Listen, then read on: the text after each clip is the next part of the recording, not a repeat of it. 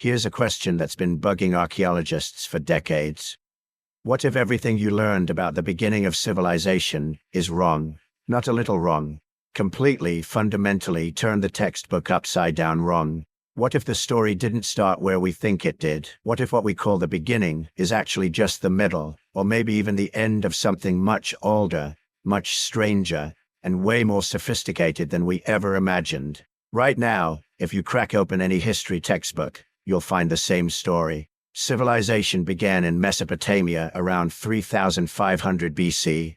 The Sumerians built the first cities, invented writing, created complex governments, and basically kicked off everything we recognize as civilized life. Before that, just nomadic hunter-gatherers wandering around, living hand-to-mouth, leaving nothing behind but stone tools and cave paintings. That's the narrative. That's what we've been teaching for generations. Sumer is the cradle. Everything before is prehistory. End of story. Except it's not the end of the story. Not even close. Because here's what they don't tell you in those textbooks. In the past few decades, archaeologists have been finding things that shouldn't exist, structures that shouldn't be there, evidence of organization, planning, and sophistication that predates the Sumerians by thousands of years. Not hundreds, thousands. We're talking about monumental architecture from 9600 BC, stone circles arranged with astronomical precision from 12,000 years ago, complex settlements and meeting places that existed when, according to the old narrative, humans were supposed to be scattered bands of survivors just barely scraping by after the last ice age. And these aren't fringe discoveries by conspiracy theorists with metal detectors and YouTube channels. These are peer-reviewed, carbon-dated, published in Nature kind of discoveries by serious archaeologists who are just as shocked as anyone else. Sites that have forced the scientific community to quietly, uncomfortably start asking questions they thought were already answered.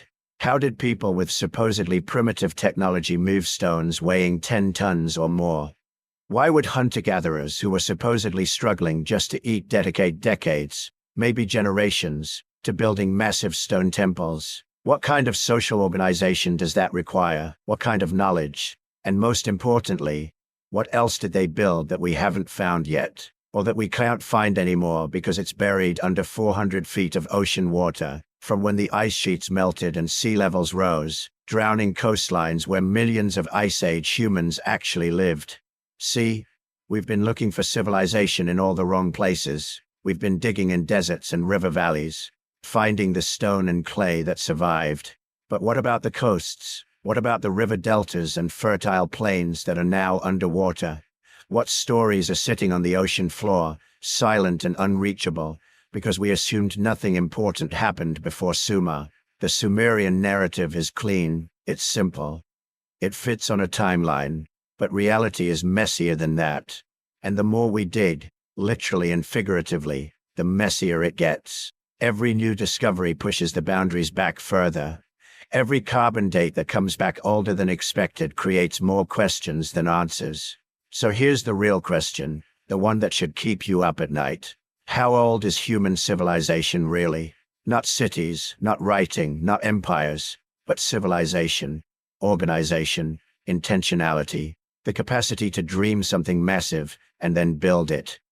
Because if that didn't start in Sumer, if it started thousands of years earlier in places we've barely begun to explore, then we're not just missing a few pages of human history, we're missing entire chapters, maybe entire volumes, and we're about to go looking for them. Before we can ask how old civilization really is, we need to get brutally honest about something. What the hell do we actually mean when we say civilization?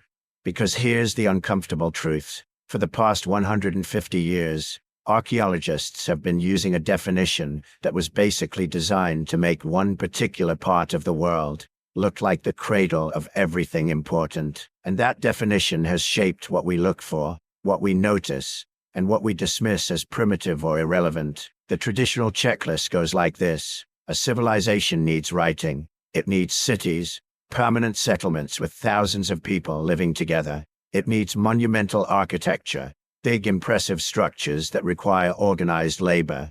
It needs social hierarchy, kings and priests and peasants, everyone knowing their place. And ideally, it needs to be in Mesopotamia or Egypt or maybe China if we're being generous. Anywhere else? Sorry, that's just a complex society, not a real civilization. This isn't just academic nitpicking. This definition has real consequences. When archaeologists find sophisticated astronomical alignments in the Americas, they get categorized differently than when they find them in the Near East. When they discover evidence of long-distance trade networks in Ice Age Europe, it doesn't count the same way as trade networks in Bronze Age Anatolia. The definition determines what gets funded, what gets studied, what ends up in textbooks as civilization versus what gets relegated to footnotes as interesting but ultimately primitive. And here's the thing, nobody sat down and consciously decided to create a biased definition. It happened gradually, naturally, as European archaeologists in the 1000s and 1800s studied the places they could reach most easily: the Middle East, the Mediterranean, parts of North Africa. They found cities and writing and temples, and they said, aha, this is what civilization looks like. Then they went everywhere else and measured everything against that standard. Doesn't look like Sumer, not civilized. Simple as that. But what if we built our definition differently? What if instead of starting with cities and writing, we started with evidence of complex abstract thinking? The ability to conceive of and execute long-term projects that wouldn't pay off for years or generations. The capacity to organize large groups of people toward a common goal without necessarily having a king with a palace and a bureaucracy with tablets. The sophistication to observe celestial patterns and encode that knowledge in monuments and myths. By the way, I'm curious, where are you watching this from right now? And what time is it where you are? Drop a comment. I love seeing how far these questions about our past can travel. Here's what happens when you shift the framework. Suddenly things start looking very different. Take Göbekli Tepe, which we'll dive deep into later. No city, no writing, no palaces. But somehow, people organize the labor to quarry, transport, and erect stones, weighing up to 16 tons, then carve them with sophisticated symbolic imagery, then built the whole thing specifically to be buried and preserved. That took planning, organization, shared belief systems, probably specialized knowledge kept by a priestly class. Is that not civilization just because nobody wrote it down? Or consider the archaeological evidence for long-distance trade in the Upper Paleolithic, 30,000 years ago. Seashells from the Mediterranean shoring up 400 miles inland. Obsidian from volcanic sources being found hundreds of miles away, at sites where it had been worked into tools. Amber from the Baltic appearing in southern Europe. This wasn't random wandering. This was systematic exchange, trade networks that had to be maintained across generations, probably with social rules about who could trade what with whom. That requires social complexity, trust networks, probably kinship systems that connected distant groups. Why doesn't that count? Or think about astronomical knowledge. We know from stone circles and carefully aligned monuments that people were tracking solstices, equinoxes, maybe even precession, thousands of years before anyone invented writing. That knowledge had to be discovered through systematic observation over many generations, then encoded in ways that would preserve it, then transmitted to successors who could interpret and maintain it. That's institutional knowledge. That's exactly what writing eventually lets civilizations do, just using different technology. The traditional definition privileges certain technologies, writing, metallurgy, irrigation agriculture, over others. But what about the technology of building in wood rather than stone, which would leave almost no archaeological trace? What about sophisticated boat building that let people navigate open ocean thousands of years before the Bronze Age? What about the social technology of maintaining cooperation and knowledge sharing across scattered populations without written codes or standing armies? We're starting to realize that our definition has been too narrow, too focused on the specific path that led to the civilizations we know best. Sumer, Egypt, the Indus Valley. Those places developed in particular environmental contexts, with particular challenges and opportunities. They needed writing because they developed complex economies that required record-keeping. They needed cities because irrigation agriculture created concentrated food surpluses in river valleys. They needed monumental architecture partly to demonstrate power in flat landscapes where everyone could see everything. But other environments might produce equally sophisticated societies that solve problems differently. Mobile populations that never build permanent settlements but maintain complex social networks across vast territories. Societies that encode knowledge in oral traditions and physical landscapes rather than written tablets. Cultures that organize around shared ritual and cosmology rather than centralized political authority. When we broaden the definition, we're not trying to be inclusive for its own sake. We're trying to recognize that civilization, at its core, is about humans transcending immediate survival, needs to create something larger.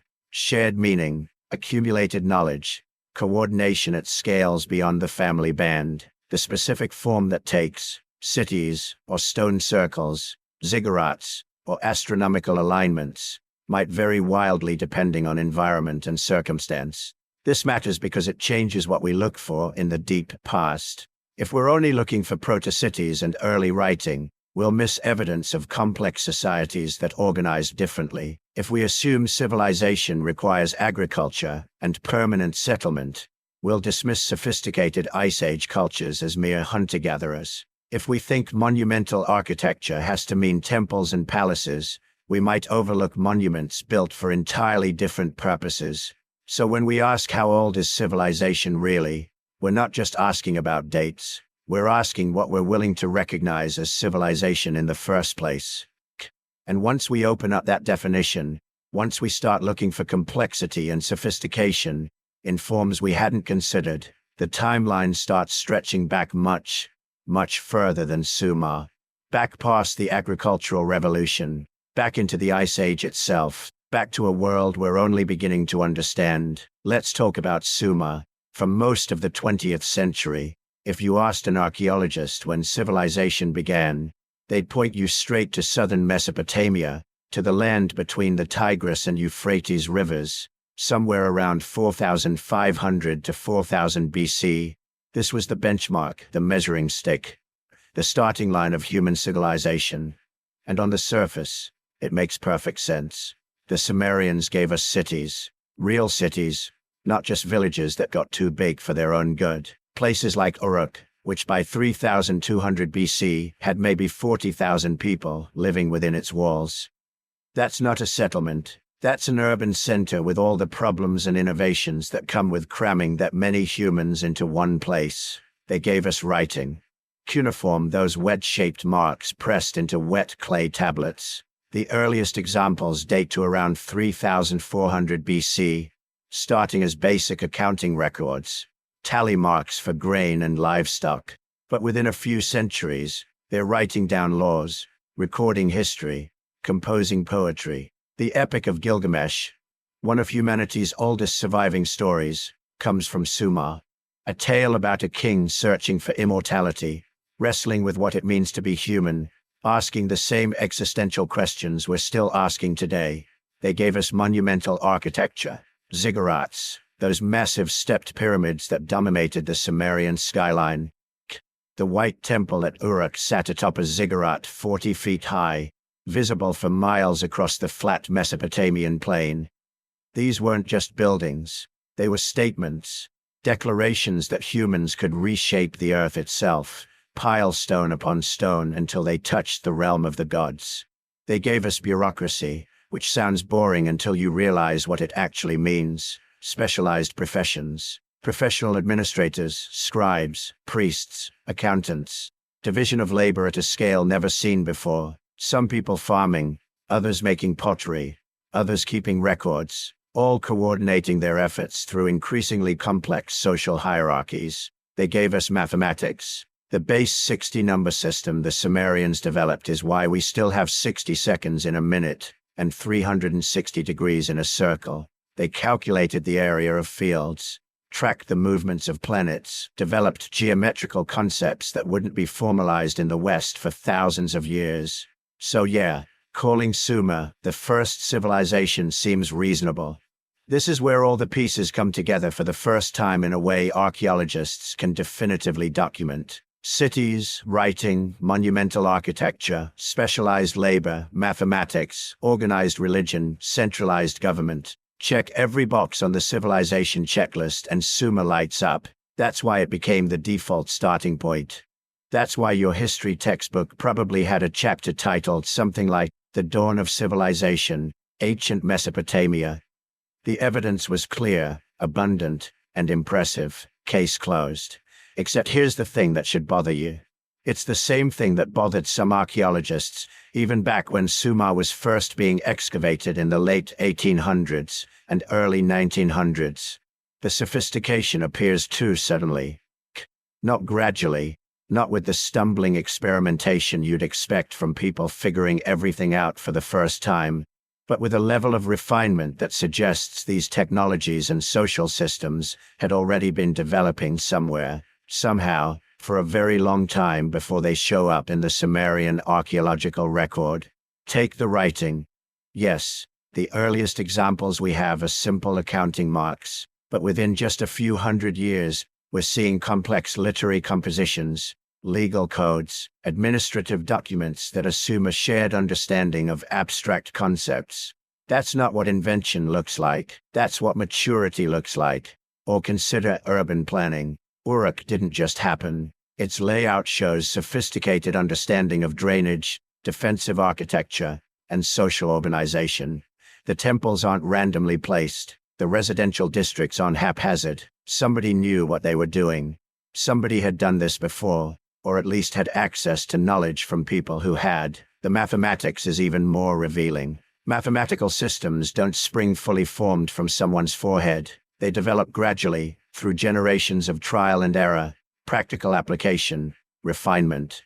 But Sumerian mathematics appears in the archaeological record, already systematic, already sophisticated. They're using it to solve complex engineering problems, calculate areas and volumes, track astronomical cycles. Where are the primitive beginnings? Where are the mistakes, the false starts, the gradual refinements? And then there's agriculture. The Sumerians were farming at a level of sophistication that required deep understanding of irrigation, soil management, crop rotation, selective breeding. These aren't skills you develop in a generation or two. These are skills that accumulate over thousands of years of patient observation and experimentation. So where did the Sumerians learn them? The standard answer is that they developed these technologies gradually in the preceding millennia, in smaller settlements that left less archaeological evidence. And that's probably partially true. We do have evidence of earlier villages in the region, agricultural communities dating back to 6000 or 7000 BC, but there's still a gap between small farming village and sophisticated urban civilization that feels too large, too sudden. It's like finding a teenager who can barely drive suddenly piloting a commercial airliner. Sure, they're both operating vehicles, but the complexity gap is enormous. Where's the training period? Where's the learning curve? Some archaeologists noticed this problem early on. They asked the uncomfortable question, what if Sumer wasn't inventing these things? What if Sumer was inheriting them? What if somewhere else, earlier, there had been development of sophisticated social technologies, agricultural systems, perhaps even early forms of record-keeping and monumental construction, and that knowledge had somehow been passed down, transmitted, preserved through some mechanism we haven't fully understood? That's a dangerous question in archaeology. It opens doors to all kinds of speculation, some of it productive, some of it less so. It invites theories about lost civilizations, ancient advanced cultures, all the stuff that makes mainstream archaeologists nervous, because it can slide very quickly into pseudoscientific nonsense. But it's still a legitimate question, because the pattern we see with Sumer, this sudden flowering of sophisticated civilization, it's not unique. We see similar patterns elsewhere. The Egyptian civilization appears in the archaeological record, already surprisingly developed. The Indus Valley civilization emerges with sophisticated urban planning already in place. The early Chinese dynasties show advanced bronze-working techniques that seem to have appeared rather suddenly. Every time there's this nagging sense that we're missing something, that we're seeing the final product, not the development process. That somewhere, somehow, humans had been working on these problems longer than the archaeological record currently shows. Now, maybe that's just the nature of archaeology. Maybe the earliest experiments were done in materials that don't preserve well, or in locations we haven't excavated yet, or in contexts that are now underwater, buried, or destroyed. That's entirely possible. Probable, even. But what if it's something else? What if Sumer was the inheritor of knowledge that had been accumulating not for a few thousand years, but for much longer? What if the first civilization was actually remembering, reassembling, reconstructing something that had been known before? That's the question we need to ask, because if it's true, if there's any truth to it at all, then everything we think we know about the timeline of human civilization needs to be reconsidered. And as it turns out, there's evidence. Real, physical, datable evidence that humans were doing remarkable things thousands of years before Sumer. We just need to look in places the mainstream wasn't looking for a very long time. Places like a rocky hilltop in southeastern Turkey, where something impossible was waiting to be discovered. For most of the 20th century, archaeologists thought they had the story figured out. Humans were hunter-gatherers for hundreds of thousands of years. Then, around 10,000 BC, they invented agriculture. Farming created food surpluses. Surpluses allowed people to settle down. Settlements grew into villages. Villages needed organization. Organization required religion and leadership. And from all of that, eventually, you got civilization. Temples, cities, writing, in that order. Agriculture first, then everything else. It was a clean narrative, linear, logical. Almost everyone believed it. Then in 1994, a German archaeologist named Klaus Schmidt showed up at a rocky hilltop in southeastern Turkey, looked at what local shepherds had been ignoring for generations, and realized that everything we thought we knew about the origins of civilization was wrong. The site was called Göbekli Tepe.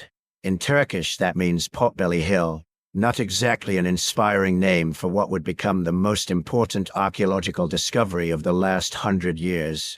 But Schmidt wasn't interested in names. He was interested in the massive stone fragments jutting out of the ground, fragments that didn't look natural, didn't look random.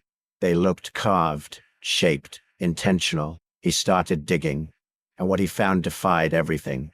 Göbekli Tepe wasn't a settlement. There were no houses, no cooking hearths, no trash pits full of broken pottery and food waste. Instead, Schmidt uncovered massive stone circles, rings of carved pillars standing upright, some over 15 feet tall and weighing more than 10 tons each. The pillars were T-shaped, precisely cut from limestone bedrock, then transported to the site and erected in careful arrangements. But it wasn't just their size that was shocking, it was what was on them. The pillars were covered in carvings. Detailed, sophisticated reliefs of animals.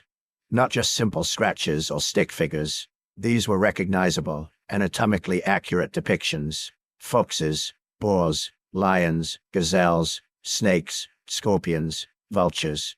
Some pillars showed groups of animals in dynamic poses, predators hunting, birds in flight. Others displayed abstract symbols, geometric patterns that might have represented constellations, or spiritual concepts we can't even guess at. And then Schmidt got the radiocarbon dates back. 9,600 BC. Some sections possibly even older. Others continuing into around 8,000 BC. Let that sink in for a moment. Göbekli Tepe was built around 11,600 years ago. That's more than 6,000 years before Stonehenge. More than 6,500 years before the Egyptian pyramids. More than 6,000 years before the Sumerian city-states that we've been calling the cradle of civilization. But here's what really shattered the old narrative. When Göbekli Tepe was being built, agriculture didn't exist yet. Not in that region. Not anywhere nearby. The people who carved these pillars and erected these stone circles weren't farmers. They were hunter-gatherers. Full-time, nomadic, supposedly primitive hunter-gatherers who, according to everything we thought we knew, shouldn't have been capable of creating anything like this. The archaeological evidence is unambiguous. There's no sign of domesticated plants or animals at Göbekli Tepe during its main period of use. The people who built it were hunting wild game and gathering wild plants, Just like their ancestors had done for tens of thousands of years, they hadn't settled down. They hadn't created permanent villages. They were still mobile, still moving with the seasons. And yet somehow, they organized themselves to quarry multi-ton stone blocks from bedrock, carve them into precise shapes, transport them significant distances, and erect them into circular arrangements that required sophisticated engineering knowledge. They created art that demonstrates careful observation of the natural world and possibly abstract symbolic thinking. They built structures that would have required hundreds, maybe thousands of people working together over extended periods. This wasn't supposed to be possible. The old model said you needed agriculture to create food surpluses. You needed surpluses to free up labor for non-food producing activities. You needed settled populations to organize large-scale construction projects. You needed all of that before you could build monuments or develop religion complex enough to require ceremonial architecture. Göbekli Tepe flipped that entire sequence on its head. Schmidt realized he was looking at something revolutionary. These hunter-gatherers had built the monuments first. They had developed organized religion, shared belief systems, and social hierarchies complex enough to mobilize massive labor forces, all before they had farms, before they had permanent settlements, before they had any of the things we thought were prerequisites for civilization. In fact, Schmidt began to argue something even more radical. Maybe the monuments caused agriculture. Maybe the need to support the workers building and maintaining places like Göbekli Tepe created pressure to develop more intensive food production methods. Maybe religion didn't emerge from agriculture. Maybe agriculture emerged from religion. The evidence at the site supports this wild idea. As excavations continued, archaeologists found that the region around Göbekli Tepe is where some of the world's first domesticated grains originated. Genetic analysis shows that ancient varieties of cultivated wheat and barley developed within a few hundred miles of the site, at exactly the same time period when Göbekli Tepe was in use. Coincidence? Maybe, but it's starting to look like the seasonal gatherings at Göbekli Tepe, where different hunter-gatherer groups came together for ceremonies and celebrations, created exactly the conditions that would favor experimentation with plant cultivation. Large groups gathering regularly in the same location would deplete wild resources quickly. They'd need to find ways to increase food availability. They'd notice which plants grew back fastest. They'd start protecting and eventually cultivating the most productive varieties. Religion didn't follow agriculture. Agriculture followed religion. But Göbekli Tepe raises as many questions as it answers. Maybe more. Why did they build it? The site clearly wasn't residential. No one lived there full-time. Was it a temple? A gathering place for seasonal festivals? An astronomical observatory? Some researchers think the carved animals represent totem symbols for different clans or tribes, and the stone circles were neutral meeting grounds where groups could gather without triggering territorial conflicts. Others point to the possible astronomical alignments. Some of the stone circles seem oriented towards specific solar or stellar events. Maybe Göbekli Tepe was a prehistoric calendar, a place where people marked the seasons and tracked celestial cycles important for predicting animal migrations or plant harvests. And then there's the mystery of its end. Around 8000 BC, after more than 1,500 years of use, Göbekli Tepe was deliberately buried. Not destroyed, not abandoned, buried. The builders filled in the stone circles with thousands of tons of rubble and soil, carefully covering the pillars and preserving them almost perfectly. This wasn't accidental. It was intentional, methodical, probably ritualistic. Why? We don't know. Was the site considered too sacred to leave exposed? Did the belief system that created it transform into something else? Did the emerging agricultural societies that were replacing the old hunter-gatherer cultures view the monument as a relic of a dying world? The deliberate burial at least explains why Göbekli Tepe survived when so many other sites from this period have vanished. Protected under layers of earth, the carvings remained pristine for 10,000 years, waiting for a curious German archaeologist to uncover them. But here's what keeps archaeologists awake at night. Ground-penetrating radar suggests that what's been excavated so far, maybe 5% of the total site, is just the beginning. There are at least 20 additional stone circles still buried beneath Potbelly Hill, waiting to be uncovered. Each one might contain new carvings, new clues, new revelations about what our ancestors were capable of 12,000 years ago. And if Göbekli Tepe exists, if hunter-gatherers in southeastern Turkey were building massive stone monuments in 9600 BC, what else is out there? What other sites remain undiscovered, buried under millennia of sediment, hidden in regions that haven't been systematically surveyed? The answer, it turns out, is that Göbekli Tepe wasn't alone. It wasn't even unique. It was part of something much bigger. Göbekli Tepe wasn't alone. That's the part that should terrify and excite you in equal measure. For decades after its discovery, archaeologists treated it as an anomaly, a bizarre outlier. One crazy group of Stone Age people who decided to build a temple complex for reasons nobody could quite explain, then went back to hunting and gathering like nothing happened. Problem solved. Anomaly explained. Move on. Except they kept digging, and they kept finding more sites, not just near Göbekli Tepe, but scattered across the entire Fertile Crescent, each one pushing the timeline back further, each one revealing capabilities that Stone Age people weren't supposed to have. In 1997, just 2 years after Göbekli Tepe's excavation began, archaeologists started work on another site about 35 kilometers to the east. They called it Karahan Tepe. And if Göbekli Tepe was strange, Karahan Tepe was stranger. Same T-shaped pillars, same massive stone construction, same evidence of complex organization and symbolic thinking. But Karahan Tepe had features that Göbekli Tepe lacked. The most striking, carved chambers hollowed directly into the bedrock. Whoever built this place didn't just pile stones on top of the ground. They carved downward, creating underground ritual spaces with the same T-shaped pillars, integrated into the living rock.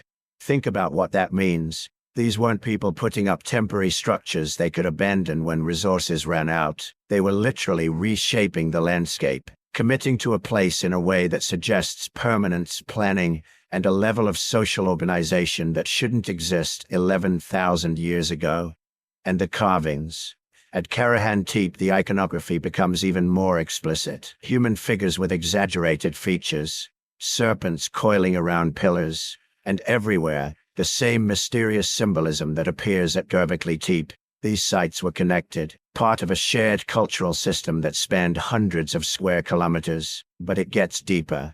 Because once archaeologists knew what to look for, they started recognizing similar structures across the entire region, not dozens of sites, not hundreds. Current surveys suggest there might be thousands of these megalithic sites scattered across southeastern Turkey and northern Syria, most still unexcavated, most still buried under millennia of sediment. We're not talking about a single anomalous temple complex anymore. We're talking about a civilization, a culture that existed for thousands of years, built sophisticated monuments, developed complex religious or social systems, and did it all before farming was supposed to have made any of this possible. Now, jump forward a few thousand years, around 7,500 BC, something remarkable appears in central Anatolia, a settlement called Çatalhöyük, and this place looks like a city.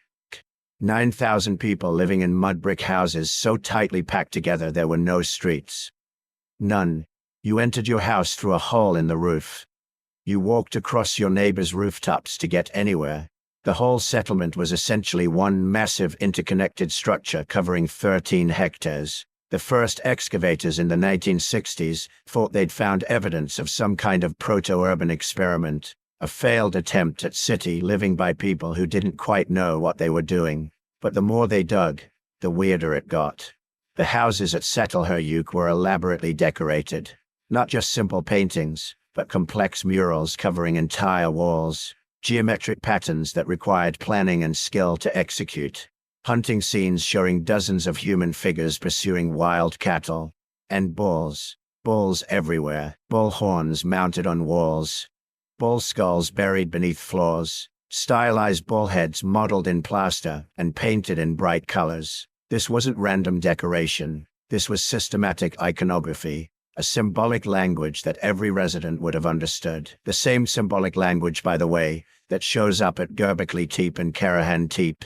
The bull motif appears at all three sites, suggesting cultural continuity across thousands of years and hundreds of kilometers. But here's what really challenges everything we thought we knew about early human societies. The houses at Çatalhöyük show no evidence of hierarchy, no elite residences, no palace, no temple separate from ordinary life. Every house was basically the same size. Every family had access to the same resources. They buried their dead beneath the floors of their homes, and genetic analysis shows no correlation between burial location and social status. This was a complex, organized society of thousands of people who somehow maintained equality for over 1,000 years. They had no kings, no priests, no warrior class, yet they built and maintained a settlement that required extraordinary levels of cooperation and planning. How? How do you get 9,000 people to live that closely together without developing hierarchies, without warfare, without the social structures that supposedly emerge inevitably when human populations reach a certain density? Nobody knows, but Çatalhöyük proves it's possible. Now, go back even further. Between 15,000 and 11,500 years ago, the Natufian culture emerged in the Levant. These people were doing things that weren't supposed to happen for thousands more years. They were building permanent settlements, not seasonal camps, permanent year-round villages with stone foundations and substantial structures. They weren't farmers yet. That's what makes this so important. The Natufians were still hunter-gatherers, but they'd figured out how to stay in one place. They were harvesting wild cereals so systematically that they developed the first sickles, stone blades set into wooden or bone handles specifically designed for cutting grain. They were storing food in plastered pits. They were beginning the long, slow process of manipulating their environment in ways that would eventually lead to full agriculture. And they were burying their dead with a level of care and ritual that suggests complex beliefs about death, ancestry, and the afterlife. Natufian graves contain elaborate grave goods, shells brought from the Mediterranean coast, stone tools and weapons, bodies positioned carefully, sometimes with heads removed and buried separately. Some burials show evidence of feasting, suggesting communal rituals involving dozens or hundreds of people. This isn't simple survival anymore. This is culture. This is a society complex enough to have developed shared beliefs, ritual practices, and social obligations that extended beyond immediate family groups. Then there's Jericho. Around 9000 BC, someone built a stone tower there, not a small tower, a massive structure nearly 9 meters tall and 9 meters in diameter at the base.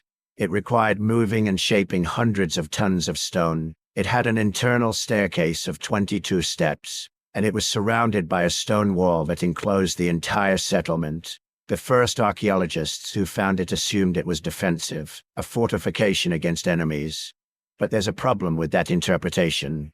The wall at Jericho isn't really positioned to keep people out. The tower is inside the wall, not on top of it, where it would be useful for defense. And the whole structure is oriented toward the nearby mountains in a way that suggests astronomical or ritual significance rather than military necessity. Maybe it wasn't about defense. Maybe it was about something else entirely.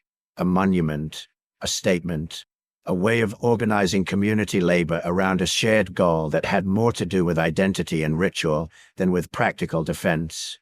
We don't know, but we know it was there, 11,000 years ago, built by people who supposedly weren't capable of this kind of organized construction. And here's the thing, these sites aren't isolated curiosities. They're connected. Göbekli Tepe, Karahan Tepe, Çatalhöyük, the Natufian settlements, Jericho, they're all part of the same story. A web of increasingly sophisticated cultures that emerged across the Fertile Crescent between 15,000 and 8,000 years ago. They shared symbolic systems. They traded raw materials across hundreds of kilometers.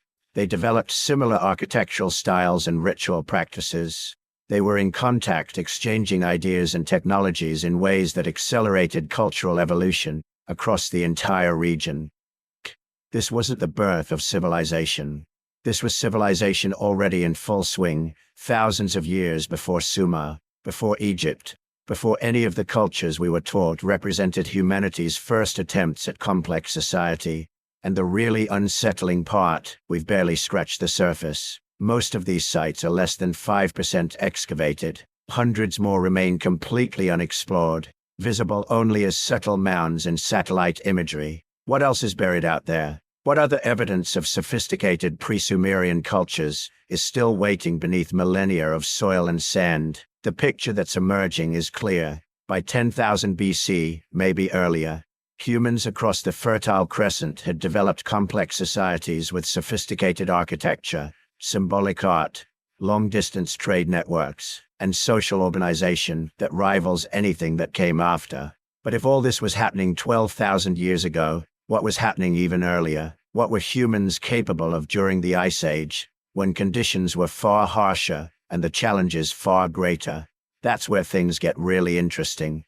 Let's go backward. Forget Göbekli Tepe for a moment. Forget agriculture and permanent settlements. We need to talk about what came before. Because if we're asking how old human civilization really is, we can't just look at stone temples and pottery. We need to look at what humans were actually capable of during the Ice Age itself. And what we find there changes everything. 26,500 years ago, the world entered what geologists call the last glacial maximum. Ice sheets 2 miles thick covered most of Canada, northern Europe, and significant portions of Asia. Sea levels dropped 400 feet because so much water was locked up in glaciers. Britain wasn't an island. You could walk from France to England across dry land. Indonesia and mainland Asia were connected. The coastlines we know today simply didn't exist. This wasn't a world that looked friendly to complex human culture. Average global temperatures were 10 to 15 degrees Fahrenheit colder than today. In some regions, winter temperatures dropped to -40 or worse.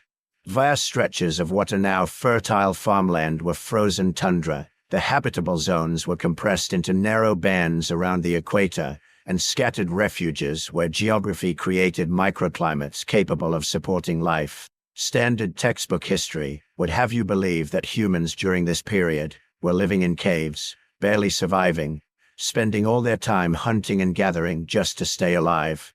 Primitive people with primitive capabilities, waiting for the ice to melt so they could invent civilization. But that's not what the archaeology shows, not even close. In September 1940, 4 teenagers and a dog went exploring in the hills above Montignac in southwestern France. They found a hole. Being teenagers, they climbed down. What they discovered was Lascaux, chamber after chamber of painted walls, bulls, horses, deer, and aurochs rendered in ochre and charcoal with such skill that modern artists still struggle to understand how they were created. The paintings weren't crude stick figures, they were masterpieces. The artists understood perspective, used the natural contours of the cave walls to create three-dimensional effects, and mixed pigments with a sophistication that suggests knowledge of chemistry and optics. Here's what makes your brain hurt. Those paintings are at least 17,000 years old. Some researchers think they might be older. They were created during the last glacial maximum, when ice sheets covered half of Europe, and humans supposedly had no time for anything except survival. And Lascaux isn't alone. Chauvet Cave in southern France contains paintings that radiocarbon dating puts at 30,000 to 32,000 years old. 32,000 years. Think about that. These aren't simple doodles. They show horses, lions, rhinoceros, and mammoths rendered with such anatomical accuracy that you can identify specific species. The artists understood animal behavior, depicting hunting scenes and social interactions with ethnographic precision. Altamira in Spain. Cosca Cave, partially submerged now because of sea level rise.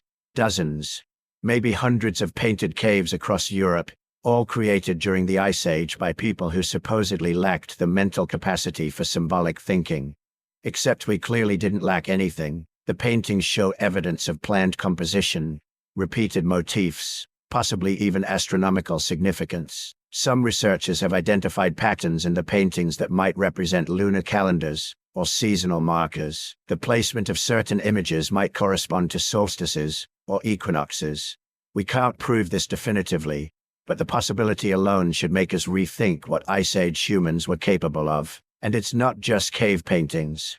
Starting around 35,000 years ago, small carved figurines begin appearing in archaeological sites across Europe and Asia. The Venus figurines. You've probably seen them. Female forms carved from stone, ivory, or bone, often with exaggerated features, breasts and hips emphasized, faces usually abstracted or absent. More than 200 of these figurines have been found, from Spain to Siberia. That's a geographic range of over 3,000 miles, and they're remarkably similar in style and execution. This isn't coincidence. This is evidence of a shared artistic tradition, of cultural exchange across vast distances, of communication networks that spanned entire continents. Think about what this means. These weren't isolated bands of survivors huddled around fires. These were people who traveled, who traded, who shared ideas and artistic styles across thousands of miles. During the Ice Age, when conventional history says long-distance contact was impossible, the tool technology from this period tells the same story. Upper Paleolithic humans weren't making crude stone choppers. They were manufacturing sophisticated composite tools, spear points with carefully shaped stone tips hafted onto wooden shafts with pitch and sinew, atlatls, spear throwers that used leverage to increase throwing distance and force, bone needles for sewing fitted clothing, fishhooks, harpoons with detachable heads, nets weighted with carefully worked stone sinkers. This is engineering. This is systematic problem solving and knowledge transmission across generations. You don't just wake up one morning and invent a fishhook. You need to understand materials, stress points, design principles. You need to be able to teach these skills to your children so the knowledge doesn't die with you. And the trade networks. Archaeological analysis of stone tools shows that raw materials were moving hundreds of miles from their sources. Obsidian from specific volcanic deposits in Turkey shows up in sites 500 miles away. Seashells from the Mediterranean appear in archaeological contexts deep in Central Europe. Amber from the Baltic reaches sites in southern France. This isn't casual trade. This is systematic exchange, probably involving intermediary groups, definitely requiring social structures complex enough to maintain relationships across multiple generations. You need trust. You need reciprocity. You need the ability to remember who owes what to whom, to maintain relationships with people you might only see once every few years. You need, in other words, exactly the kind of complex social organization we associate with civilization. But let's go even further back, because the evidence of sophisticated human behavior doesn't start at the last glacial maximum. It goes much, much older.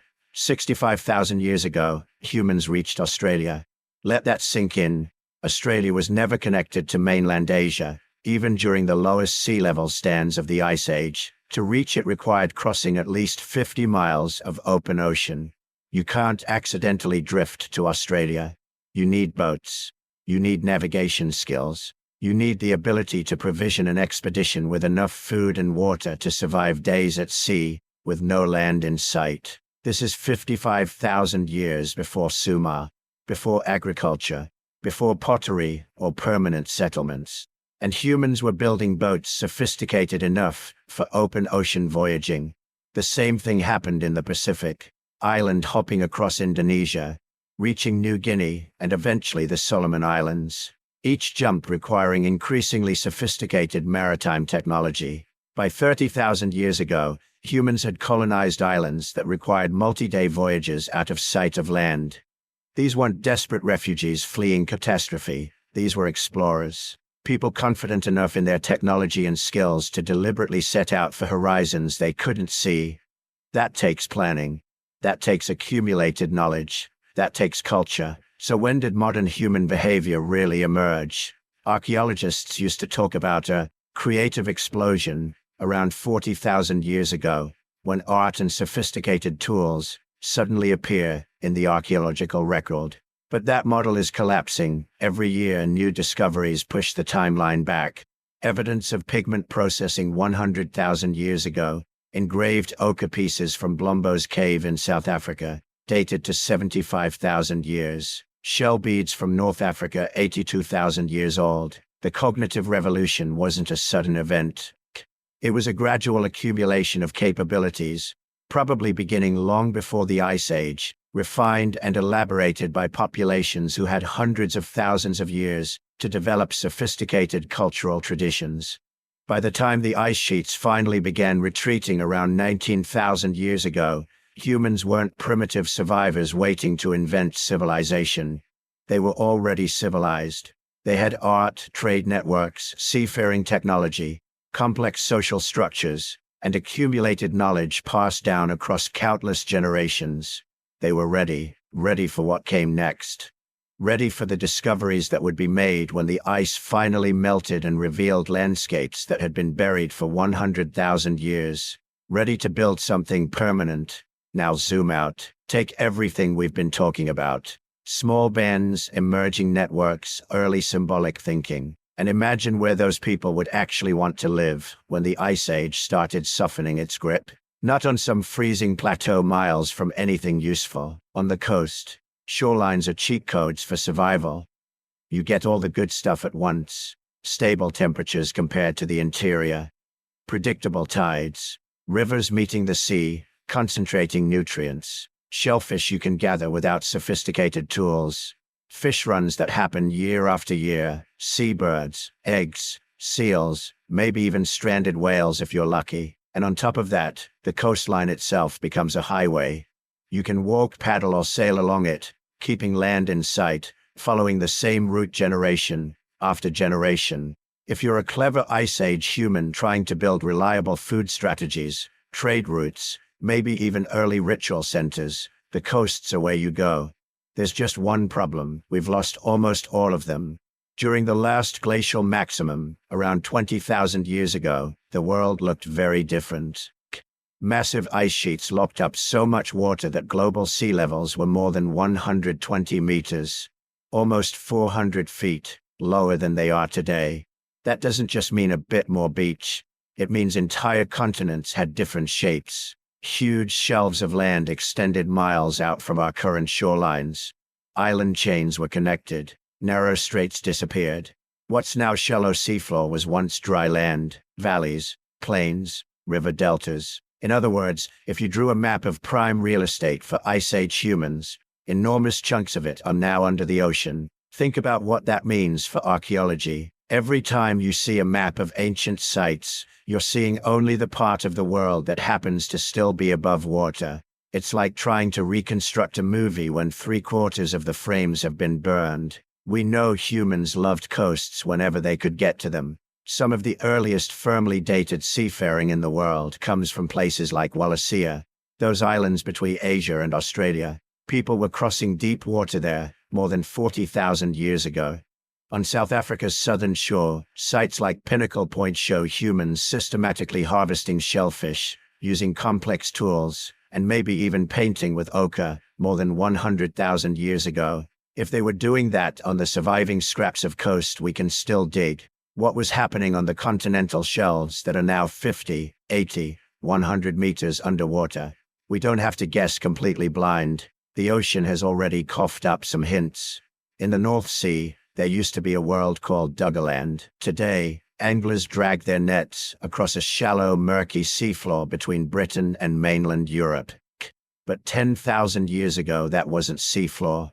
It was a vast lowland of rivers, lakes, forests, and wetlands stretching from what's now eastern England to Denmark and the Netherlands. We only discovered it because of accident and persistence. Fishermen kept hauling up ancient bones and stone tools with their catch. Mammoth, elk, human-made artifacts. Then geologists mapped the submerged landscape with seismic data. What emerged was astonishing.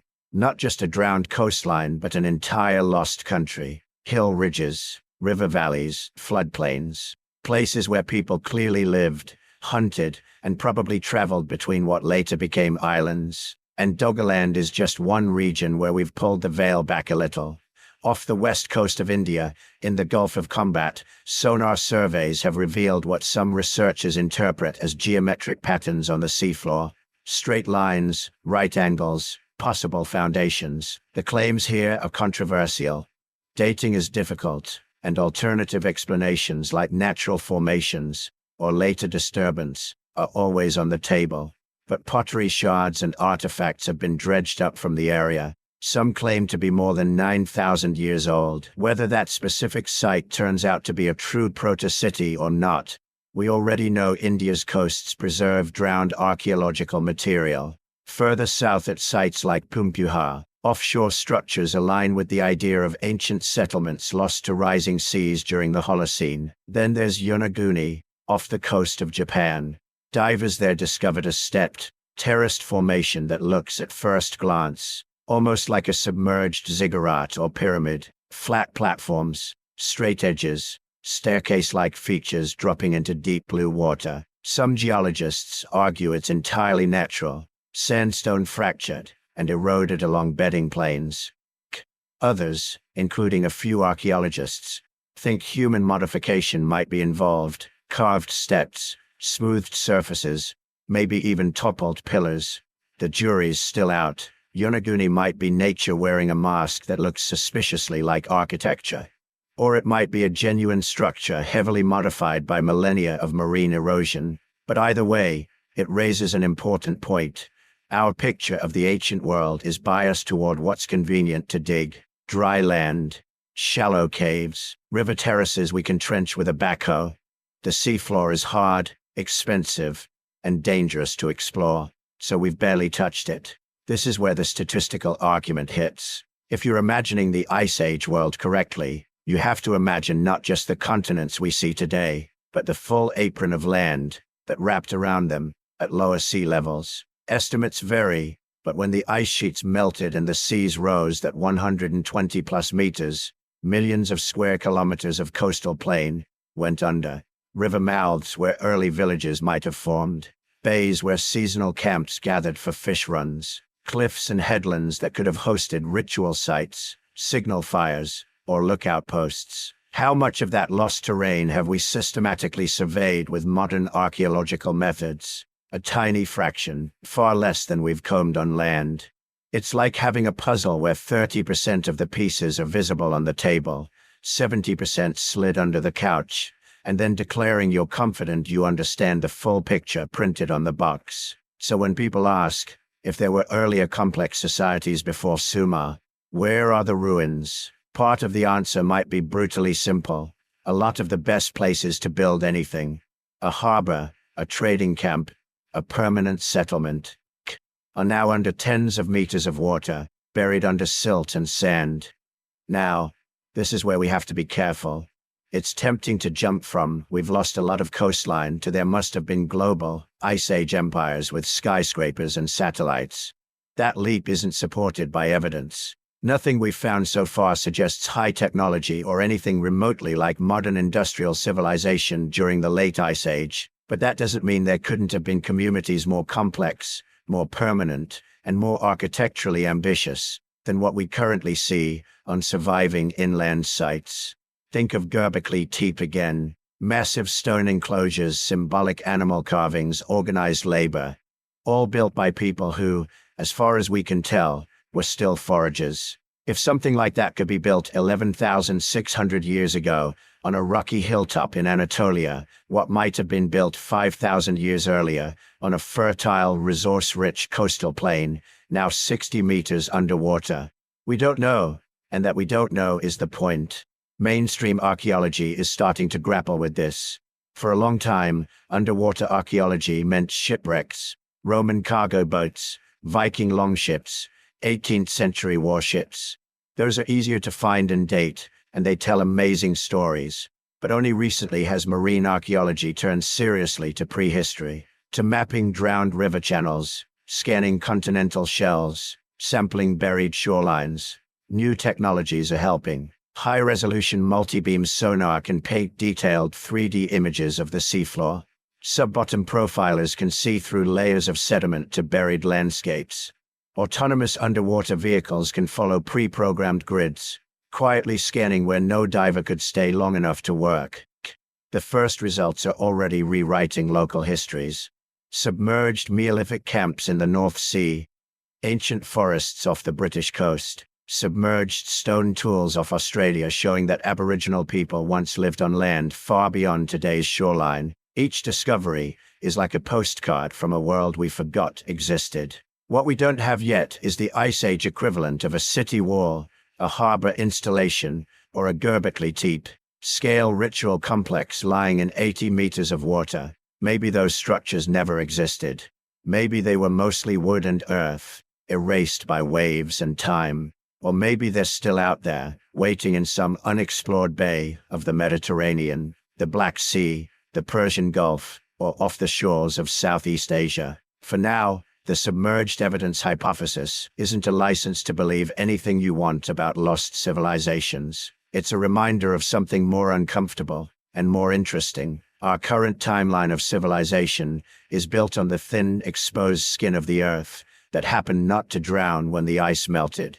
The rest, the best coastal territories of the Ice Age world, are behind a curtain of salt water and darkness.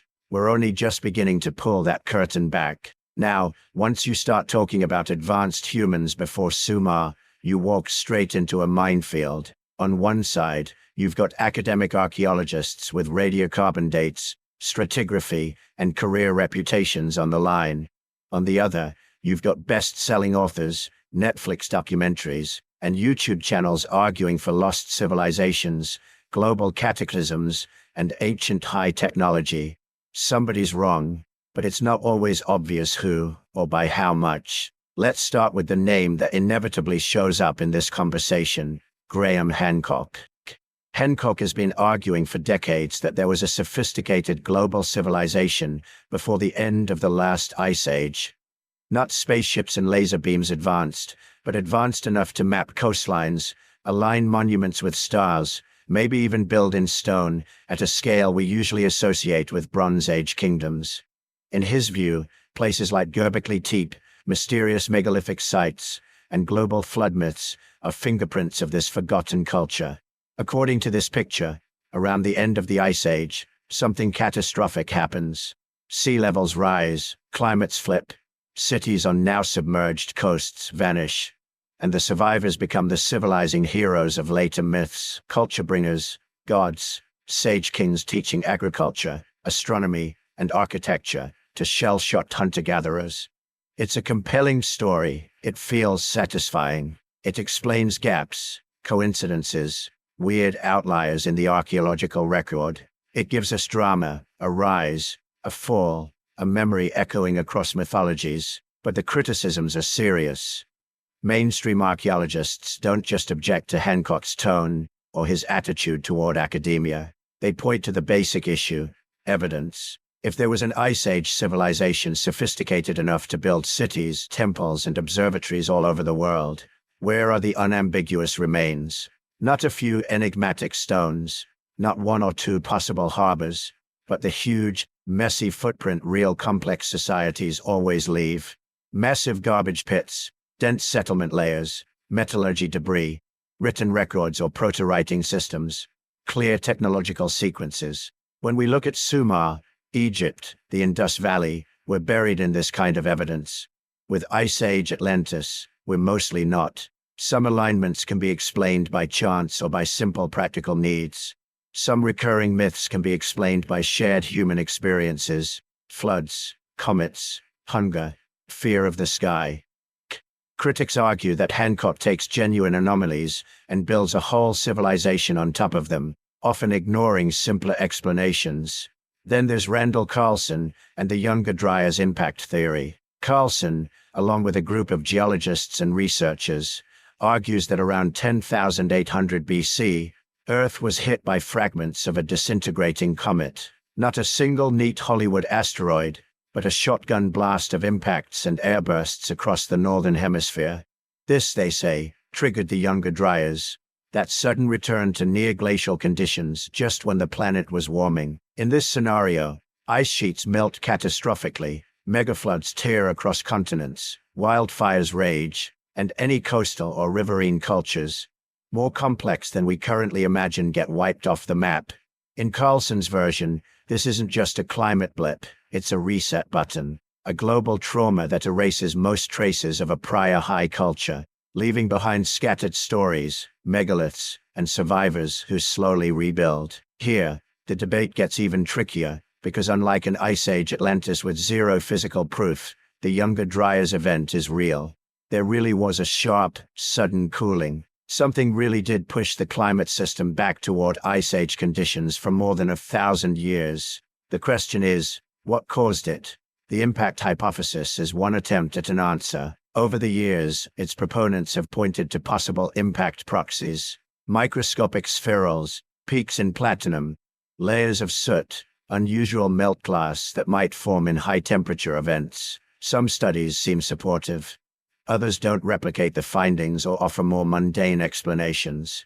Wildfires, volcanism, normal geological processes that can look weird if you cherry-pick your samples. So mainstream science isn't rejecting the idea of dramatic climate change. That's accepted. It's rejecting the comet explanation as not yet proven, and the leap from possible impacts to global civilization erased as enormous. Which raises the bigger question: why does mainstream archaeology push back so hard on these ideas? Part of it is simple caution. Archaeology is, at its core, a slow science. Tiny fragments of bone, shards of pottery, layers of sediment, radiocarbon dates that need careful calibration. You change your mind when the evidence forces you, not when a narrative feels neat. Extraordinary claims, a whole missing chapter of human civilization, a planetary reset that wiped it clean, need extraordinary, repeatable, overwhelming evidence. Part of it is method. Archaeologists work from the ground up, from the trench, from the lab, from the stratigraphy. Fringe theories often work from the top down. Start with a big story, then go looking for suggestive details to support it. That reversal of direction makes scientists nervous because it's a perfect recipe for confirmation bias. You can always find a myth, a rock alignment, a flood layer that sort of matches what you already want to believe. And part of it, if we're honest, is human. Careers, funding, reputations, the inertia of established models. Paradigm shifts are uncomfortable. Nobody wants to admit they've spent 30 years missing something huge sitting right under their nose. But here's the twist. Sometimes, the so-called fringe does get vindicated. Göbekli Tepe is the obvious example. Before its excavation, the standard story went like this. First agriculture, then villages, then towns, then temples. You get organized religion and monumental architecture. After you have settled farming communities to fund and feed the builders, then Göbekli Tepe shows up and casually nukes that timeline. You've got hunter-gatherers, pre-pottery, with no clear evidence of full-scale agriculture, carving multi-ton T-shaped pillars, organizing labor crews, and building the oldest known monumental ritual site on Earth. When this idea was first floated, that pre-Neolithic foragers could pull this off. It sounded fringe. It sounded like someone had watched too many documentaries and wanted to rewrite the rulebook. Now, it's in the textbooks. Not because someone shouted loudly enough, but because the evidence was undeniable. Stratified layers, consistent radiocarbon dates, thousands of artifacts all locked in context. The site forced archaeology to accept a new possibility. Complex symbolic culture and organized labor can come before, and maybe even help drive, the invention of agriculture. So the line between fringe and frontier is not fixed. It moves when the data moves it. That's the space we have to live in when we talk about lost civilizations and cosmic cataclysms. Total denial. The current model is complete. Nothing major will change, is a kind of dogma, but uncritical acceptance. If it's dramatic and contrarian, it must be true. Is just pseudoscience in a shiny costume. The only way through is an open but ruthless mind. If there really was a sophisticated Ice Age society, we should expect to find more than speculation. Systematic evidence, multiple independent lines converging, underwater surveys, submerged coastlines mapped and sampled, clear stratified ruins, consistent radiocarbon profiles. If the Younger Dryas impact really triggered a planetary disaster, the signatures should show up the same way we see the dinosaur-killing asteroid. Clear global markers, replicated across labs, surviving skeptical attacks. Until then, These ideas live in a liminal space, not completely impossible, not proven, hovering at the edge of what the evidence can support. The danger is that both sides can drift into extremes. On one side, a rigid orthodoxy that reflexively dismisses new data because it doesn't fit. On the other, a seductive mythology that treats speculation as fact and uses any anomaly as proof of everything.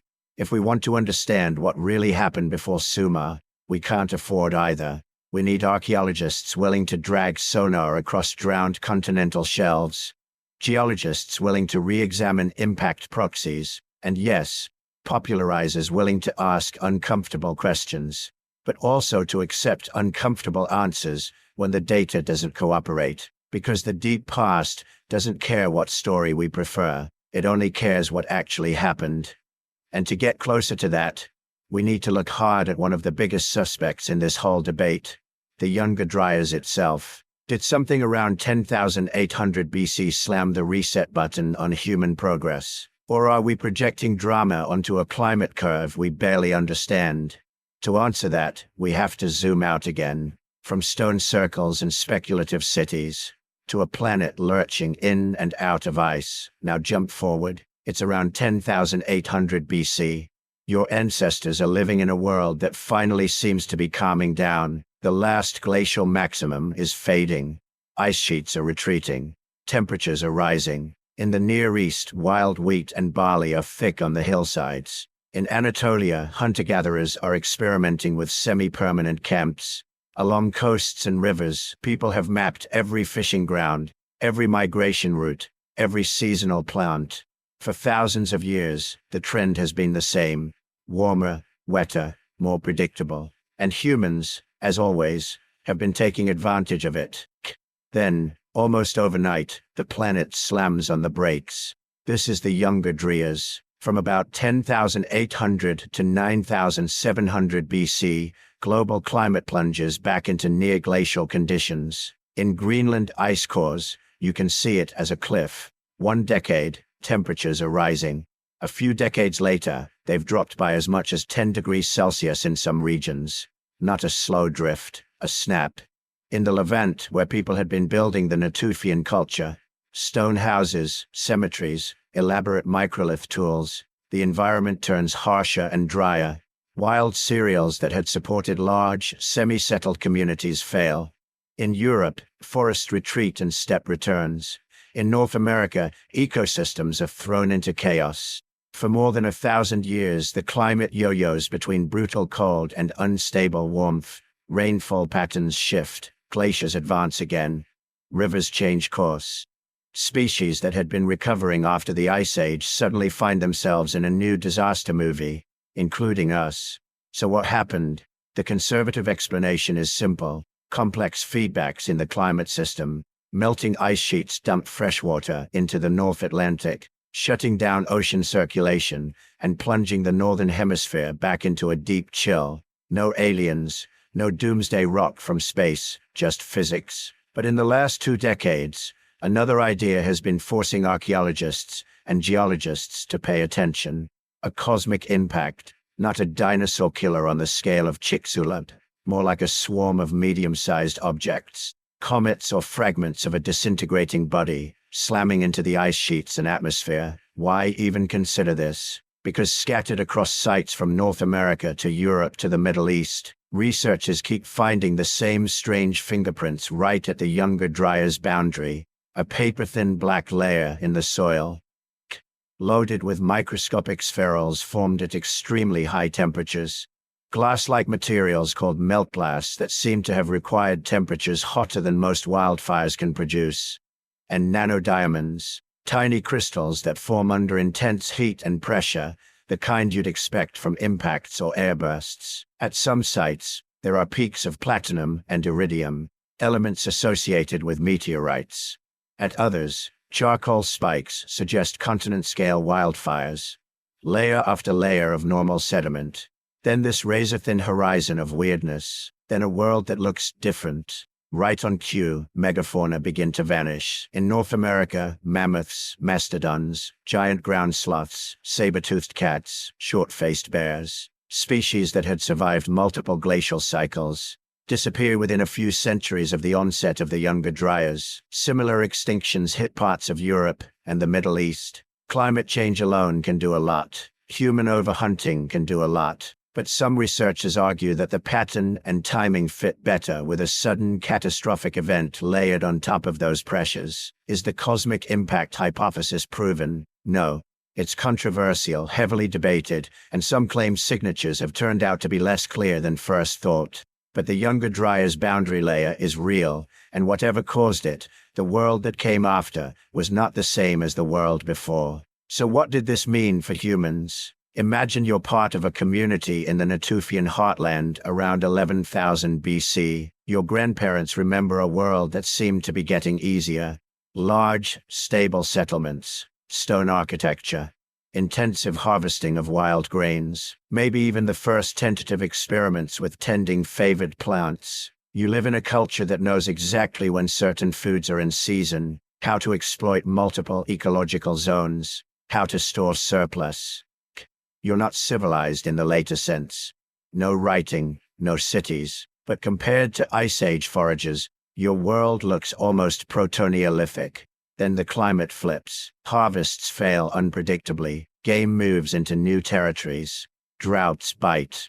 Or in other regions, floods rip through valleys as glacial lakes overtop and empty in catastrophic pulses. What happens to knowledge in that kind of world? Complex ecological know-how is only useful if the ecology stays roughly the same. Detailed maps of river fisheries, subtle timing of when to exploit a marsh, specialized tools adapted to a certain animal. All of that can become obsolete in a decade if the animals migrate, the river changes course, the marsh dries up, populations shrink, groups fragment. Some regions are simply abandoned. Others see waves of migrants competing for increasingly unreliable resources. Under those conditions, what survives is not necessarily the highest level of technological complexity, but whatever is most portable, most adaptable, and easiest to teach in a crisis. You get population bottlenecks, not to the extreme 1,280-person level of 800,000 years ago, but local collapses. Chains of cultural transmission snap. Elders die before they can pass everything on. Ritual specialists, skilled artisans, navigators, herbalists, entire professions vanish with the communities that supported them. Thousands of years of accumulated place-specific knowledge can evaporate in a few brutal generations. If there had been pockets of surprisingly sophisticated Ice Age culture, coastal traders, early monument builders, groups experimenting with managed landscapes, the Younger Dryas is exactly the kind of event that could erase most of their traces. This might help explain one of the strangest features of the archaeological record. On one side of the Younger Dryas, we see late Ice Age ingenuity, complex stone tool traditions, possible early architecture, hints of social stratification, people shaping entire ecosystems with fire. On the other side, right after 9,700 BC, when the Younger Dryas finally ends, we see what looks like a sudden flowering, Göbekli Tepe, rapid development of farming in the Fertile Crescent, an explosion of permanent settlements and monumental architecture over just a few thousand years. To some researchers, it looks like a gap, a missing bridge between late Pleistocene sophistication and early Neolithic civilization, as if something interrupted the trajectory, wiped the slate halfway clean, and forced a reboot, a second beginning. And here's where myth creeps in. We tend to treat flood stories as moral tales or pure fantasy, but step back and look at them globally. Myths of great floods, fire from the sky, darkness at noon, a time when the world was destroyed and remade. They appear in Mesopotamia, India, the Americas, Australia, the Pacific, Europe. They aren't all the same, and they weren't all born at the same time, but many involve a few common elements: a long-established world, a sudden overwhelming catastrophe often linked to water, fire, or falling stars, mass death, a small number of survivors who remember the old ways and pass them on into a new age. Now imagine your ancestors living through the Younger Dryas in a coastal settlement. The sea rises and falls as ice sheets grow and melt, storms intensify. Maybe a fragment from space explodes in the atmosphere, lighting the sky and triggering fires. Rivers surge. Low-lying plains flood. You don't write this down. You tell it, over and over for centuries. Every generation adds details, loses others, edits the story to fit new realities. By the time someone carves it into clay in Sumer or recites it to a Greek poet, the original event is buried under theology and metaphor. But the emotional core, once the world we knew ended, remains. If the Younger Dryas was a global trauma, it would make sense that fragments of it echo in myths from cultures that emerged long after, not as eyewitness reports, but as distorted memories of a time when climate and catastrophe forced humans to start over. For archaeologists, this raises a troubling question. When we look at the Neolithic Revolution after 9700 BC, the rapid rise of agriculture, the sudden appearance of massive ritual sites like Göbekli Tepe, are we seeing the first time humans built complex societies, or are we seeing the first time they rebuilt them after an almost forgotten catastrophe?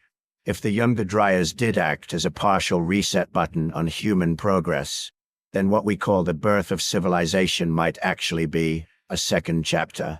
The first chapter, written on Ice Age coasts and river plains now drowned or eroded, would be mostly gone.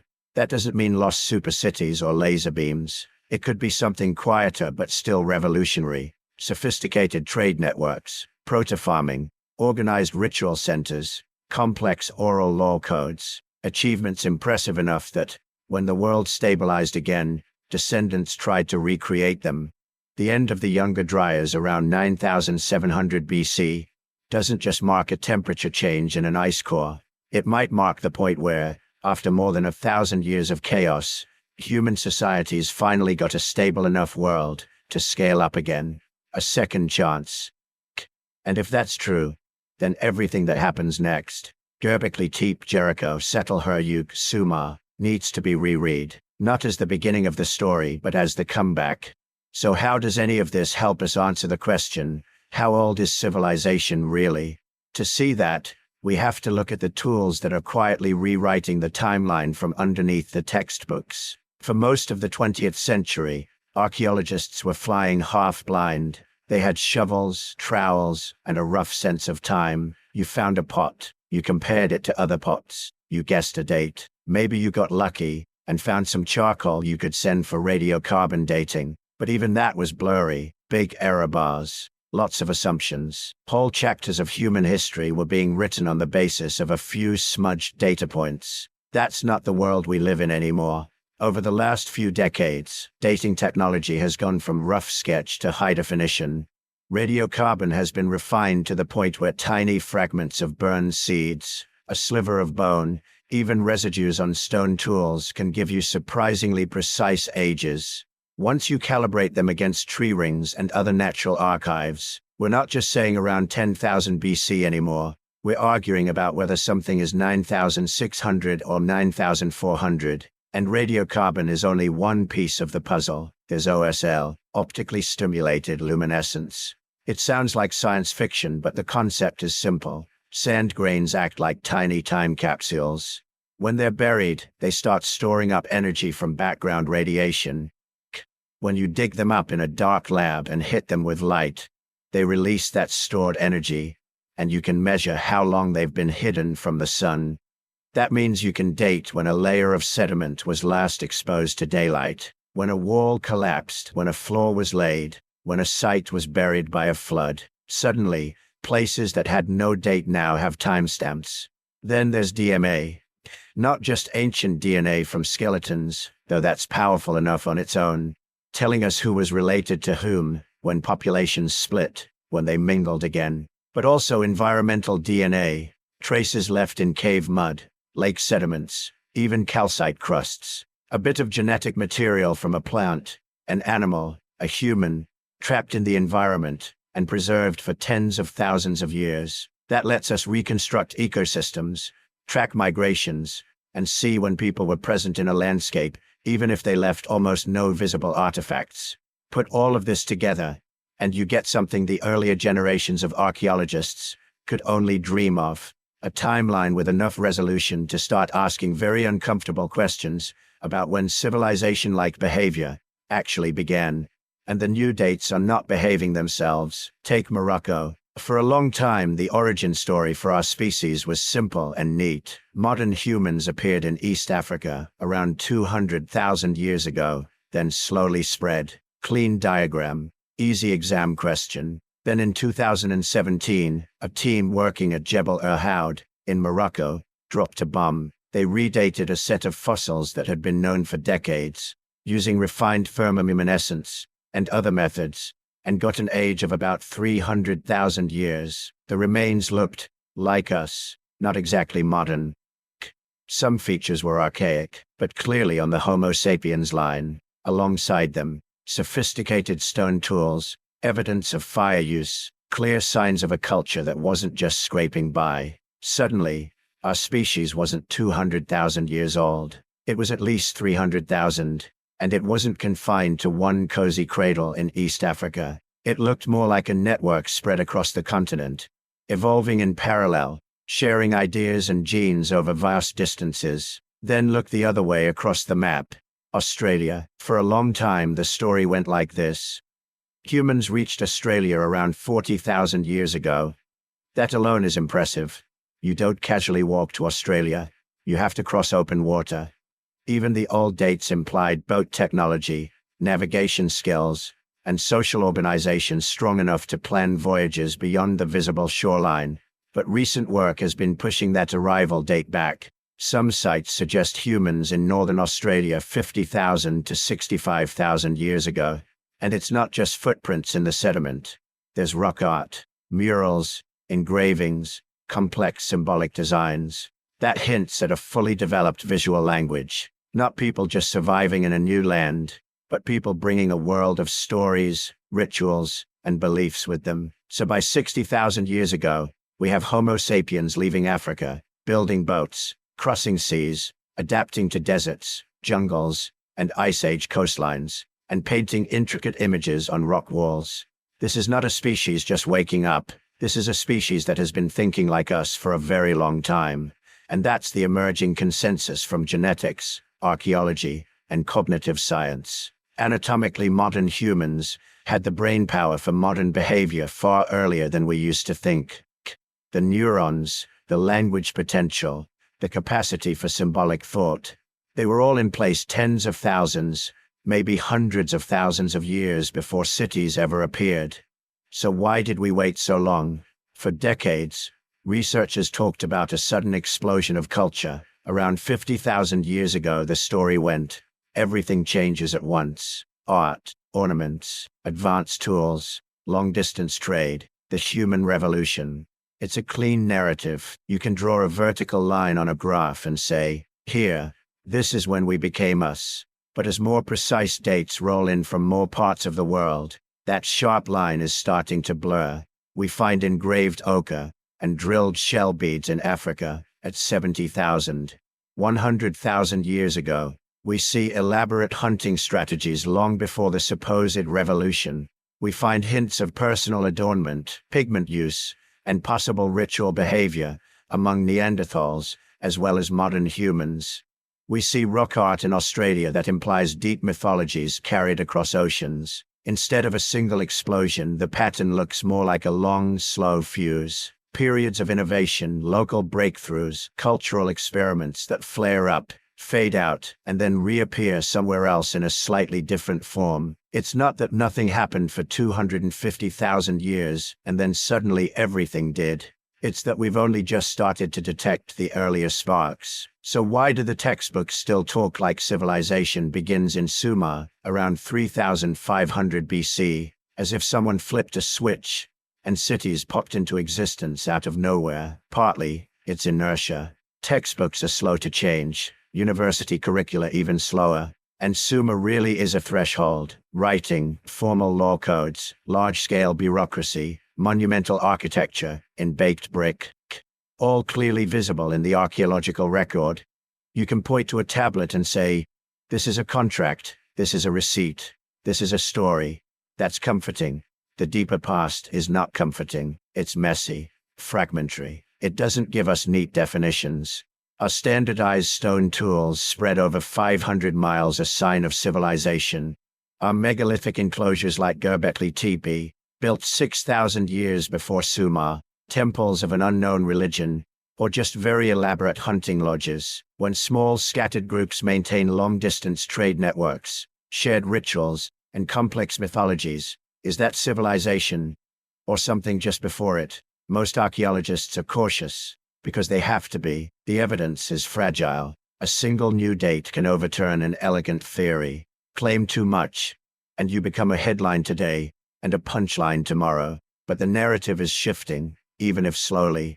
We are moving away from the picture of humans stumbling in the dark until 10,000 BC, then suddenly inventing everything at once.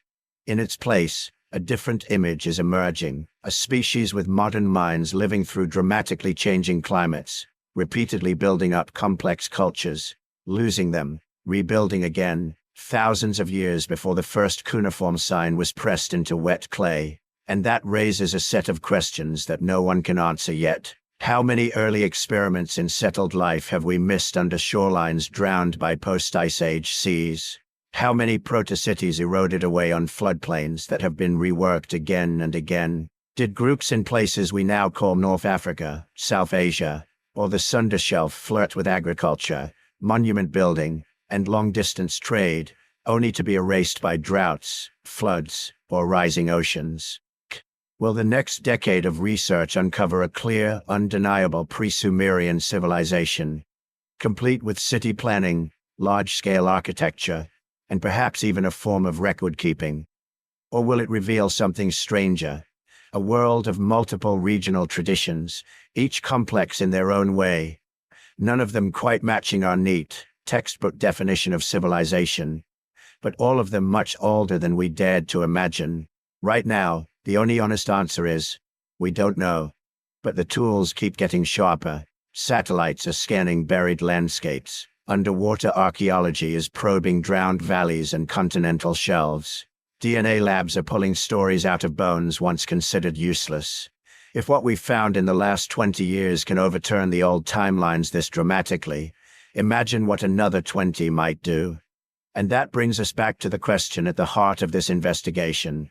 If humans have been us for so long, how many chapters of our story are still missing, washed away, buried deep, or waiting, just beneath the surface, for someone to brush aside the dust and realize that civilization, in some form, began far earlier than we've ever allowed ourselves to believe?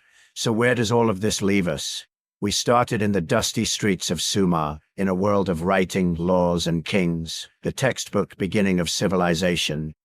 Then we walked backward in time, past cuneiform tablets and ziggurats, past the neat story of first cities, back to a hillside in southeastern Turkey where, 7,000 years before Sumer, hunter-gatherers dragged multi-ton stones into circles and carved animals with a precision that still shocks archaeologists. Then we went further, into the Ice Age, into a world of glaciers and mammoths, where people with stone tools planned hunts, managed fire, processed plants, and probably told stories under cold, clear skies. Further back still, into the genetic bottleneck that almost ended us before civilization was even possible. Tiny scattered bands hanging on by their fingernails, inventing new ways to live, because the old ways weren't enough. And the pattern that keeps emerging is simple and unsettling. Our ancestors were not dumb brutes waiting around for Sumer to teach them how to be civilized. They were problem solvers, engineers with wood, stone, bone, and memory, navigators without maps, social organizers without writing. People who could look at a dangerous, unstable world and somehow imagine a tomorrow. Does that mean there was a lost global civilization 20,000 years ago with satellites and skyscrapers? Probably not. The evidence just isn't there. But here's the key point.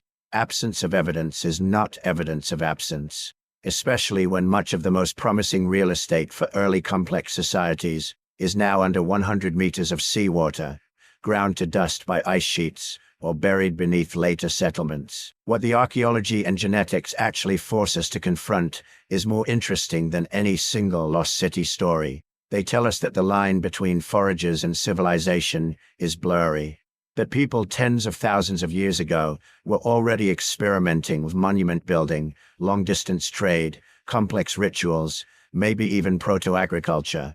That the mental hardware needed for Sumer was installed long before Sumer itself. So the honest answer to how old is human civilization really is older than we thought, and still not fully mapped. We are standing in the dark with a few flashlights, catching glimpses of something vast. That should make us cautious. It should also make us curious. If you want to be part of that curiosity, hit like so this kind of content reaches more people. Drop a comment and tell me where in the world you're watching from, because this story belongs to all of us. And if you haven't already, subscribe to the channel so you don't miss the next step in this investigation into our deep past. If you'd like to go one level deeper and support the work that goes into these episodes, you can also join our membership here on YouTube. Totally optional, but it helps us spend more time digging into the evidence instead of just skimming the surface. However you choose to be involved, keep questioning, keep exploring, because the further back we look, the more we realize the real mystery isn't whether an ancient civilization is hiding out there. The real mystery is how much of their story is still hiding inside us.